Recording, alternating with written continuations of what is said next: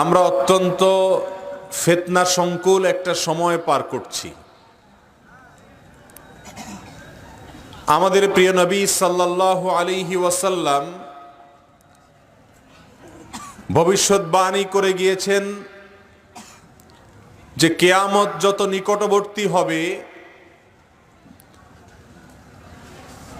দুনিয়াবাসীর উপরে ফিতনা তত অধিক পরিমাণে নিপতিত হবে। মানুষ দিশেহারা হবে, ধোঁয়াশার মধ্যে পড়ে যাবে, কি করা উচিত আর কি করা উচিত নয় সেটা নিরূপণ করতে পারবে না। কোনটা সঠিক আর কোনটা বেঠিক এটা বোঝা কষ্ট হয়ে যাবে। এরকম পরিস্থিতিকে বলা হয় ফিতনা সংকুল পরিস্থিতি। মোহতারাম হাজরিন, এমনিতে তো মানুষের দুনিয়াতে আগমনটাই একটা ফিতনাকে মাথায় নিয়ে। আল্লাহ সুবহানাহু ওয়া তাআলা বলেছেন, আল্লাযী খালাকাল মাউতা ওয়াল হায়াতা লিয়াবলুয়াকুম। আল্লাহ তাআলা মৃত্যু এবং জীবন দান করেছেন তোমাদেরকে পরীক্ষা করার জন্য। কি পরীক্ষা করতে চান? আইয়ুকুম আহসানু আমালা, তোমাদের মধ্যে কে বেশি ভালো কাজ করে। সম্মানিত হাজরিন, তো বলছিলাম আমাদের দুনিয়াতে আগমনটাই হলো পরীক্ষার জন্য। এ দুনিয়ার জীবনটাই হলো আমাদের পরীক্ষাগার। আল্লাহ তাআলা এখানে পরীক্ষা করতে চান কে ভালো আমল কত বেশি করে, কত সুন্দর আমল করে, কত মানসম্মত আমল করে। আর এই সাধারণ পরীক্ষা রীতিমতো মানুষকে ধোঁয়াশার মধ্যে ফেলে দেওয়ার মতো পর্যায়ে নিয়ে যায় যখন ফিতনা চতুর্দিক থেকে শুরু হয়। ফিতনা শব্দের অর্থ হলো পরীক্ষা। ধোঁয়াশাপূর্ণ পরিবেশ, পরিস্থিতি, যখন মানুষ কোন দিকে যাবে, কি করবে এটা নির্ধারণ করতে পারে না, ওই সময়টাকে বলা হয় ফিতনার সময়। কিয়ামত যত নিকটবর্তী হবে পৃথিবীর মানুষ তত বেশি ফিতনার মুখোমুখি হবে। আমাদের নবী করিম সাল্লাল্লাহু আলাইহি ওয়াসাল্লাম ইরশাদ করেছেন, সহিহ মুসলিমে হাদিসটি বর্ণিত হয়েছে, বাদিরু বিল আমালি ফিতানা। ফিতনা আসমান থেকে পতিত হয়ে দুনিয়ার মানুষকে দিশেহারা করে দেওয়ার আগে আগে নেক আমল করে নাও। একটা সময় আসবে মানুষ দিশেহারা হয়ে যাবে, সত্য অসত্য ভালো মন্দ নিরূপণ করা সম্ভব হবে না।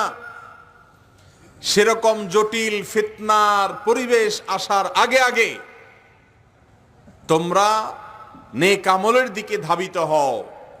যখন ফিতনা আসবে কাকিতাইল লাইলিল মুজলিমি, গুটগুটে অন্ধকার রাত যেরকম মানুষকে দিশেহারা করে দেয় কোন দিকে যাবে, গুটগুটে অন্ধকারে রাতের মধ্যে, ঘন অন্ধকার রাতের মধ্যে মানুষ যেরকম পথ কোন দিকে সেটা খুঁজে পায় না, ফিতনা দুনিয়াতে পতিত হতে হতে এরকম একটা পরিবেশ হবে, কোন দিকে যাবে মানুষ বুঝে উঠতে পারবে না। এই রকম পরিবেশ আসার আগে আগে কিছু নেক আমল করে রাখো, কিছু ভালো কাজ করে নাও। ইউসবিহুর রাজুলু মুমিনা ওয়া ইউমসি কাফিরা। একটা সময় আসবে যখন মানুষ সকালে ঈমানদার থাকবে অথচ এই লোকটাই সন্ধ্যায় বেঈমান হয়ে যাবে। আবার এর বিপরীত হবে, আও ইউমসি মুমিনা ওয়া ইউসবিহু কাফিরা। সন্ধ্যায় কেউ ঈমানদার থাকবে, সকাল আসতে না আসতে সে বেঈমান হয়ে যাবে। মানুষের ঈমান এরকম ঠুনকো হয়ে যাবে, ইয়াবিউ দীনাহু বিআরাদিম মিনাদ দুনিয়া। দুনিয়ার সামান্য স্বার্থের কারণে মানুষ তার দিনদারিকে, তাকওয়াকে বিক্রি করে দিবে, ঈমানকে বিক্রি করে দিবে। এরকম পরিবেশ, এরকম পরিস্থিতি আসার আগে আগে তোমরা নেক আমলের দিকে ধাবিত হও। সম্মানিত হাজরিন, এমন একটি ভয়াবহ সময় আমরা পার করছি, যে সময় চতুর্দিক থেকে শুধু ফিতনা আর ফিতনা আশ্রয় পড়ছে আমাদের উপরে। হুযায়ফা ইবনুল ইয়ামান রাদিয়াল্লাহু তাআলা আনহু থেকে বর্ণিত, নবী করিম সাল্লাল্লাহু আলাইহি সাল্লামকে জিজ্ঞাসা করা হয়েছিল, ইয়া রাসূলুল্লাহ, কিয়ামত কবে হবে? তিনি বলেছেন, কিয়ামত কবে হবে সেই সংবাদ তো নিশ্চিত করে আমি বলতে পারবো না, তবে ইন্না বাইনা ইয়াদাইস সাআতি আও ইন্না বাইনা ইয়াদাইহা ফিতনাহ, কিয়ামতের আগে পৃথিবীতে বহু ফিতনা এবং পরীক্ষা, দুনিয়ার মানুষ এগুলোর ভেতরে পড়ে যাবে। এভাবে বুখারীর অন্য এক বর্ণনা আসছে, নবী আলাইহিস সালাতু ওয়াস সালাম বলেছেন, কিয়ামতের আগে কয়েকটা জিনিস হবে, তার ভিতরে একটা হলো ফিতনা গোটা পৃথিবীতে প্রভাব বিস্তার করবে, চতুর্দিকে শুধু ফিতনা আর ফিতনা ছড়িয়ে যাবে।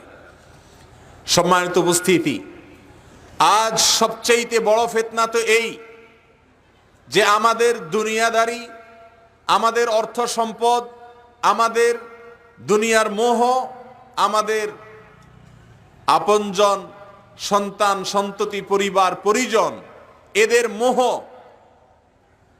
এটাকে আমরা অগ্রাধিকার দিব নাকি আল্লাহ সুবহানাহু ওয়া তাআলার নির্দেশকে, আমাদের আখিরাতকে অগ্রাধিকার দেব? এটা এখন আমাদের কাছে একটা পরীক্ষার বিষয় হয়ে দাঁড়িয়েছে। গোটা পৃথিবীর মানুষ যেদিকেই তাকাবেন সবাই দুনিয়ার জন্য হুমড়ি খেয়ে পড়ছে। যারা দিনদার, দিন প্র্যাকটিস করেন, সালাত সিয়াম আদায় করেন, তাদের মধ্যেও দেখা যায় দিনের উপরে দুনিয়াকে প্রাধান্য দেওয়ার প্রবণতাই বেশি। ঠিক না বেঠিক? এরকম একটা পরিবেশের মধ্যে, এরকম একটা পরিস্থিতির মধ্যে নিজের আখিরাতকে বিনির্মাণ করার মতো প্রেরণা মানুষ খুঁজে পায় না। চতুর্দিকে যখন দেখে সবাই পঙ্গপালের মতো জাহান্নামের দিকে ছুটছে, তখন প্রত্যেকটা মানুষ মনে করে, তাহলে আমারও মনে হয় ওই দিকেই চলা উচিত, যাওয়া উচিত। আর সেজন্য মানুষ আখিরাতকে পেছনে ফেলে দুনিয়াকে সামনে অগ্রাধিকার দিয়ে আখিরাতকে বরবাদ করে ফেলছে। এই ফিতনায় আমরা সবাই কমবেশ পতিত। আমাদের দুনিয়া আজ আমাদের দিনের উপরে প্রাধান্য বিস্তার করে আছে। আমাদের মধ্যে দিনের প্রতি মায়া বেশি না দুনিয়ার প্রতি মায়া বেশি? দুনিয়ার প্রতি মায়া বেশি, কোনো সন্দেহ আছে? আমাদের পরিবার পরিজন, আমাদের অর্থের লোভ, আমাদের পয়সা কড়ির হাতছানি, এগুলো আমাদেরকে বেশি টানে নাকি আল্লাহ তাআলার নির্দেশ এবং তার রাসূল সাল্লাল্লাহু আলাইহি সাল্লামের সুন্নাহ আমাদেরকে বেশি টানে? দুনিয়া বেশি টানে। এইটা একটা ফিতনা। চতুর্দিকে আমরা দেখি সবাই শুধু দুনিয়া দুনিয়া দুনিয়া করে, সেজন্য আমরাও ওই গড্ডালিকায় গা ভাসিয়ে দেই। আমরাও মনে করি যে সালাত সিয়াম করি, ঠিক আছে, তবে দুনিয়া ঠিক রেখে তারপরে সব, দুনিয়া ঠিক রেখে, আমার উপার্জন ঠিক রেখে তারপরে এসব।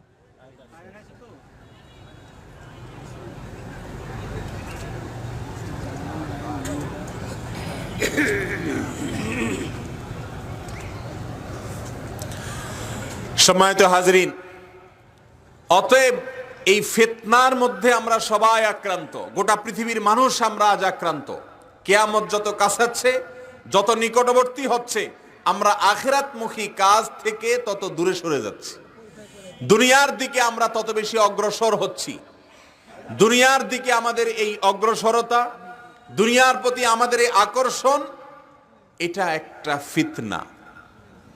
ফিতনার কারণে এই আকর্ষণ আমাদের মধ্যে রয়েছে। আল্লাহ সুবহানাহু ওয়া তাআলা আমাদেরকে আখেরি জামানার শেষ যুগের যাবতীয় ফিতনাকে মোকাবেলা করার তৌফিক দান করুন। আল্লাহুম্মা আমিন। মুহতারাম হাজরিন, আজ যারা দুনিয়াদার, যারা দুনিয়ার দিক থেকে বলিষ্ঠ, সমৃদ্ধ, প্রতিষ্ঠিত, আমরা সমাজের মানুষ মনে করি তারাই সফল, তারাই সার্থক। আরেকজন মানুষ, তার কোনো দুনিয়ার অর্জন হয় নাই, বেচারা হয়তো টুকটাক দিনদারি করে, এই ব্যক্তিকে সমাজের মানুষ কখনো সফল বা সার্থক বলে বলে না। তার মানে কি, গোটা পরিবেশটা ধোঁয়াশাচ্ছন্ন হয়ে গেছে।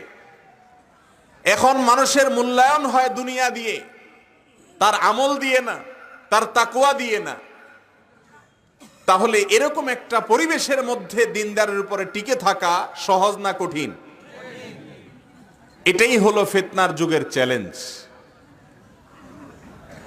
নবী আলাইহিস সালাতু ওয়াস সালাম এক বর্ণনায় বলেছেন, ফিতনা নাজিল হবে বৃষ্টির মতো। বৃষ্টির ফোঁটা যেরকম অনবরত পড়তে থাকে, মানুষের মধ্যে এরকম ফিতনা অনবরত পড়বে। একটা ফিতনা মোকাবেলা করার আগেই আরেকটা ফিতনা আসবে। প্রিয় ভাইরা আমার, আজ দুনিয়ার যে সাধারণ ফিতনা আছে, এই ফিতনার পাশাপাশি আমাদের ঈমানকে হরণ করবার জন্য নানা রকমের ফিতনা আজ পৃথিবীতে ছড়িয়েছে। আমরা দেখি এখন ইসলামের নামে এমন অনেক গোষ্ঠী তৈরি হয়েছে যারা নিজেদেরকে সহি বা খাঁটি ইসলামের অনুসারী দাবি করে, অথচ কোরআন এবং হাদিসের মানদণ্ডে তাদেরকে মুসলমানই বলা যায় না। আছে না নাই এরকম? কাদিয়ানীদের কথা যদি আপনি বলেন তাহলে দেখবেন তারা এমন ভাবে ইসলামের ব্যাখ্যা বিশ্লেষণ করছে, মনে হয় যে তারাই একমাত্র ইসলাম বুঝেছে এবং খাঁটি মুসলমান। তাদের এই বিভ্রান্তিতে, এই ফিতনায়, এই ধোঁয়াশার মধ্যে পাও দিয়ে অনেক মানুষ হারিয়ে যাচ্ছে কুফরিতে। ঠিক না বেঠিক? তেমনি ভাবে নামে বেনামে বহু গ্রুপ বাইর হয়েছে আজ দেশে এবং আন্তর্জাতিক পরিমণ্ডলে। এদের মধ্যে কে সত্য আর কে মিথ্যা, কে হক আর কে বাতিল, কে ভালো আর কে মন্দ, কে আল্লাহর কাছে প্রিয় কে অপ্রিয়, সেটা সাধারণ মানুষের জন্য নিরূপণ করা কঠিন হয়ে গেছে। ঠিক না বেঠিক? প্রিয় ভাইরা আমার, একদিকে তো দুনিয়ার ফিতনা যেটা আমাদেরকে ছেয়ে গেছে, গ্রাস করে ফেলেছে, গিলে ফেলেছে, এর মধ্যে আবার একের পর এক ফিতনা আসছে। আরেক ফিতনা চলছে আমাদের দেশে এখন, মুনকেরে হাদিস বা আহলে কোরআনের ফিতনা। যারা নতুন আরেকটা স্লোগান তুলেছে দেশে, যদিও এই স্লোগান আর অনেক আগে থেকেই, কিন্তু আমাদের দেশে সম্প্রতি বেশি শোনা যাচ্ছে, তা হলো তারা হাদিস মানে না, তারা শুধু কোরআন মানে। আছে না নাই? এরা হাদিসকে অস্বীকার করে, আবার সরাসরি অস্বীকার করে না। আজকাল এখন তারা নতুন সুর ধরেছে, বলে রাসূলের যে হাদিস কোরআনের আয়াতের সাথে মিলবে সেই হাদিস গ্রহণ করা যাবে, আর যে হাদিসের সাথে কোরআনের আয়াতের মিল খুঁজে পাওয়া যাবে না সে হাদিস বাতিল। সেটা বিশুদ্ধভাবে বর্ণিত হোক আর না হোক, এমনকি যদি সেটা সহিহ বুখারীতেও থাকে, সহিহ মুসলিমেও থাকে, সমস্ত হাদিস বিশারদদের, হাদিসের পণ্ডিতদের সবার মতে যদি সেটা বিশুদ্ধ এবং সহিহ হাদিসও হয়, তারপরেও সেটা মানা যাবে না যদি তাদের কাছে মনে হয় কোরআনের সাথে সেটা সংঘর্ষ আছে। এইরকম গ্রুপ বাইর হয়েছে এবং এই সমস্ত গ্রুপের সদস্যরা এখন অনেক অনেক ওয়াজ মাহফিলের বক্তারা এদের আদর্শ প্রচার করে। মানুষ ধোঁয়াশার মধ্যে পড়ে যায়।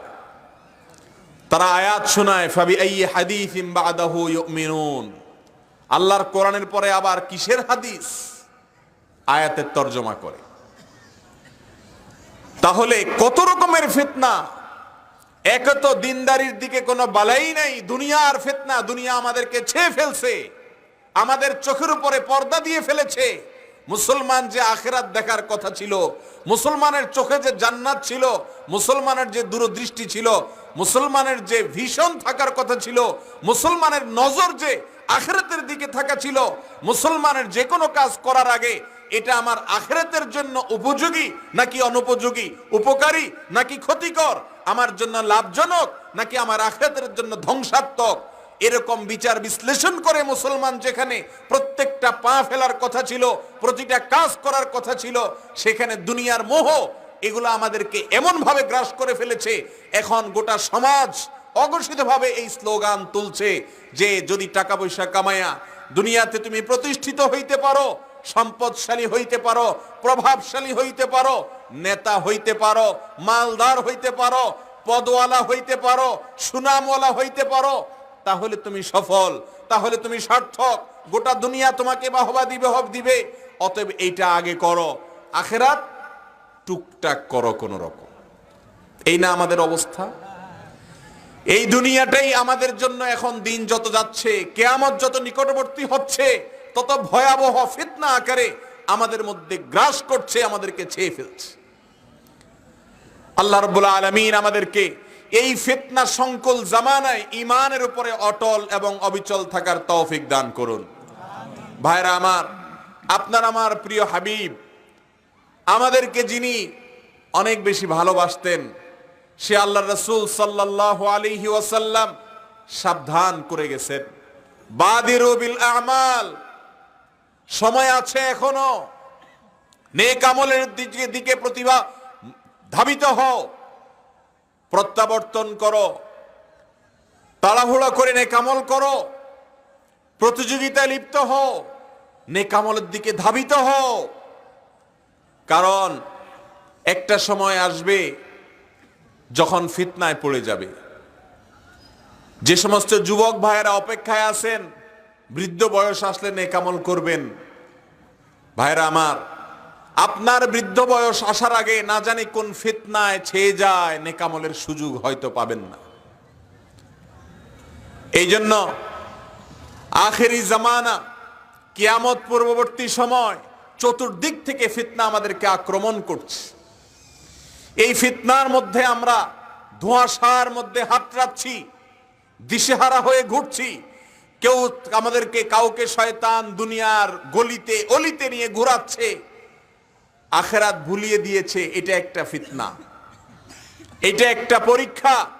এই পরীক্ষায় আমরা ফেল হয়ে বহু মানুষ পয়সা পয়সা দুনিয়া দুনিয়া করে আমার আসল ঠিকানাকে, আমার আসল যাত্রাকে, আমার আসল গন্তব্যকে, আমার আসল টার্গেটকে, আমার আসল ভিশনকে, আমার আসল মিশনকে আমরা ভুলে বসে আছি। আজ প্রায় বেশিরভাগ মানুষের অবস্থা আজ এরকম না? প্রিয় ভাইরা আমার, এরপরে আবার ধর্মীয় ফিতনা, খ্রিস্টান মিশনারিগুলোর ফিতনা মুসলমানদের মধ্যে তারা ছড়াচ্ছে। কোরআনের বিভিন্ন আয়াতকে বিকৃত করে উপস্থাপন করে বুঝাচ্ছে যে কোরআনই বলছে তোমরা যতক্ষণ পর্যন্ত ঈসা আলাইহিস সালামের প্রতি ঈমান না আনবে বা ঈসাই না হবে ততক্ষণ পর্যন্ত তোমরা ঈমানদার হতে পারবে না। অতএব খ্রিস্টান না, এখন নাম দেয় তারা ঈসাই মুসলিম। শত শত মানুষ এদের দলে ভিড়ে যাচ্ছে। প্রিয় ভাইরা আমার, হিজবুত তাওহীদ নামে আরেকটা বাহির হইছে। এরা বলে যত আলেম ওলামা আছে, যত মসজিদের ইমাম সাহেবরা আছে সারা বাংলাদেশে, এরা সবাই পথভ্রষ্ট, সবাই নষ্ট হয়ে গেছে। শুধুমাত্র হকের উপর আছে কে?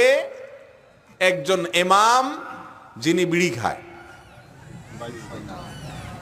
একজন ইমাম যার মুখে নবীজির সুন্নত ছিল না, একজন ইমাম যে টাকনুর নিচে কাপড় পরতো, যার জন্য রাসূল লানত করেছেন, বা যার জাহান্নামের ঘোষণা রাসূল আকরাম সাল্লাল্লাহু আলাইহি সাল্লাম দিয়েছেন। একজন ইমাম যে কোরআন এবং হাদিস বিশুদ্ধ করে একটা লাইন পড়তেও জানতো না, এমন একজন ইমাম যে নারী পুরুষদেরকে একসাথে মিশ্রণ করে মিটিং করত, সেই নাকি এখন একমাত্র ইসলামের সঠিক ঝান্ডাধারী, আর সব নাকি গোমরা হয়ে গেছে। প্রিয় ভাইরা আমার, এই ধোঁয়াশাচ্ছন্ন পরিবেশে বহু মানুষ এই সমস্ত দলে ভিড়ে যাচ্ছে কি যাচ্ছে না? শয়তান তো আমাদেরকে তার দলে ভিড়ে ফেলেছে। আবার কিছু লোককে শয়তান এই জাতীয় ফিতনা মুসলমানদের মধ্যে ছড়িয়ে দিয়ে এই সমস্ত ফাঁদ পেতে পেতে মুসলমানদেরকে শিকার করছে। কিয়ামত যত নিকটবর্তী হবে এরকম ফিতনার বুদবুদের মতো ফেনার মতো তত বেশি ভাসবে। চতুর্দিকে ফিতনা আর ফিতনা থাকবে। সত্য অসত্য নিরূপণ করে সঠিক পথ খুঁজে পাওয়া কঠিন থেকে কঠিনতর হয়ে যাবে। আল্লাহ সুবহানাহু ওয়া তাআলা আমাদের সকলকে সব ধরনের ফিতনা থেকে মুক্ত থেকে সত্য এবং হক পথে পরিচালিত হওয়ার তৌফিক দান করুন, বলুন আমিন। সম্মানিত ভাইরা আমার, আমি কথা দীর্ঘায়িত করব না। যেখানে জটিল এক পরিবেশ পরিস্থিতি, চতুর্দিক থেকে ফিতনা আসছে, আমাদের ঈমান রাখা কঠিন হয়ে যাচ্ছে, সত্যের পথ খুঁজে পাওয়া কঠিন হচ্ছে, এই জামানাতে ফিতনা থেকে মুক্ত থাকার জন্য, ফিতনার এই ভাইরাস থেকে মুক্ত থাকার জন্য আমাদের কিছু করণীয় আছে। আজ করোনা ভাইরাস গোটা পৃথিবীর মানুষকে আতঙ্কিত করে দিয়েছে।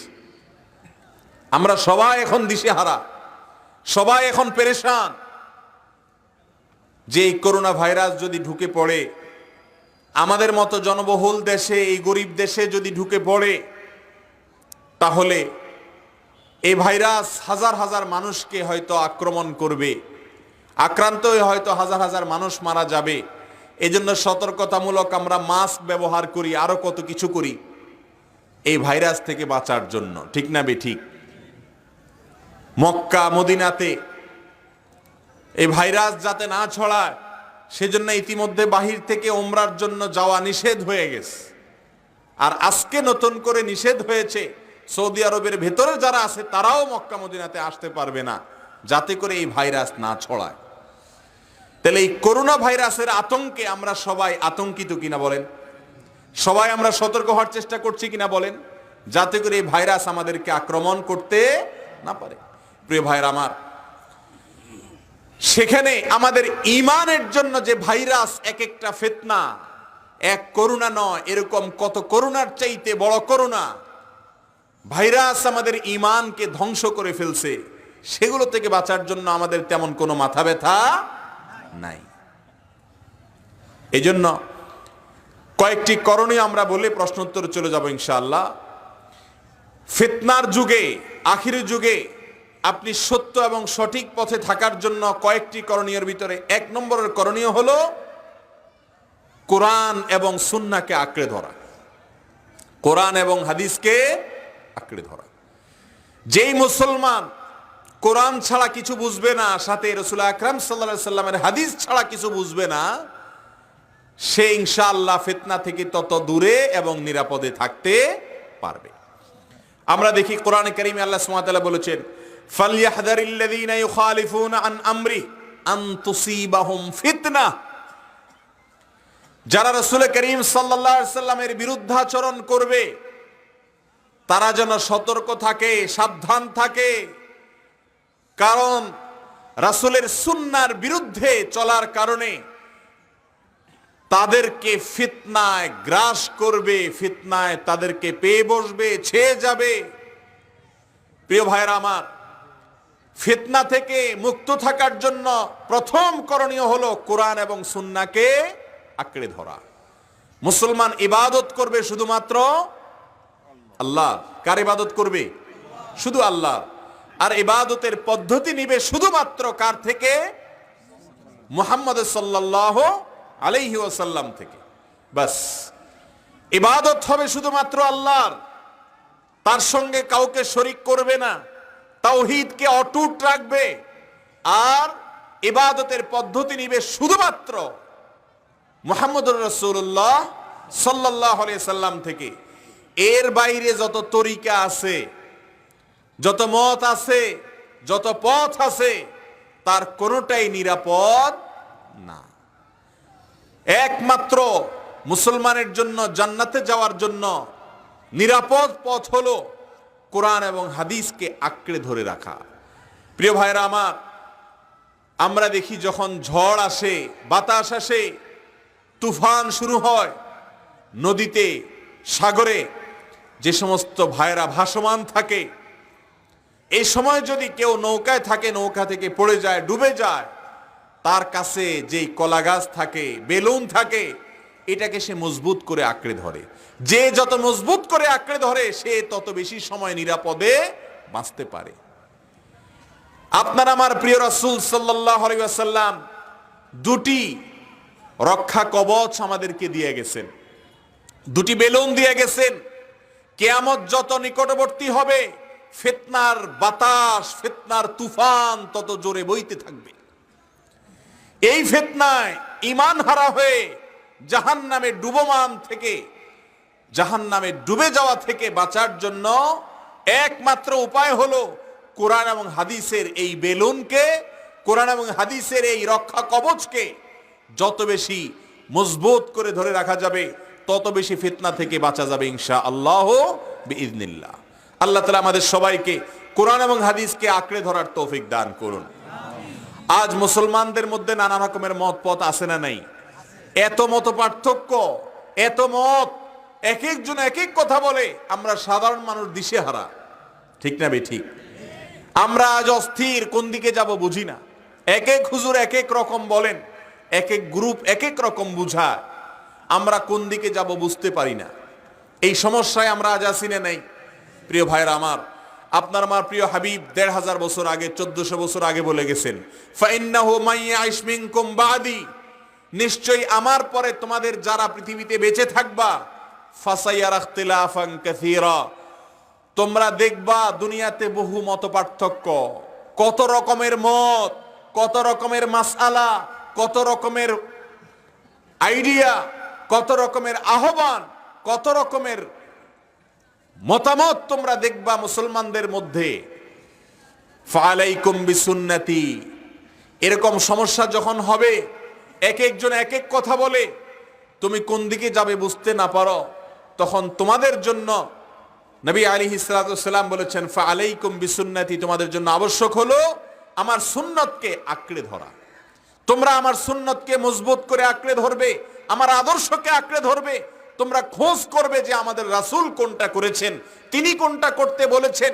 এটাকে যদি আঁকড়ে ধরো তাহলে তোমাদেরকে কেউ কখনো পথ হারা করতে পারবে না। কোনো তুফান তোমাকে ডুবাতে পারবে না, তোমাকে উড়িয়ে নিতে পারবে না, তোমাকে শেষ করতে পারবে না, যদি তুমি আঁকড়ে ধরে থাকো রাসূল করিম সাল্লাল্লাহু আলাইহি সাল্লামের সুন্নাতকে। আল্লাহ তাআলা আমাদের সবাইকে তার সুন্নাহকে আঁকড়ে ধরার তৌফিক দান করুন। মুহতারাম হাজিরিন, কোরআন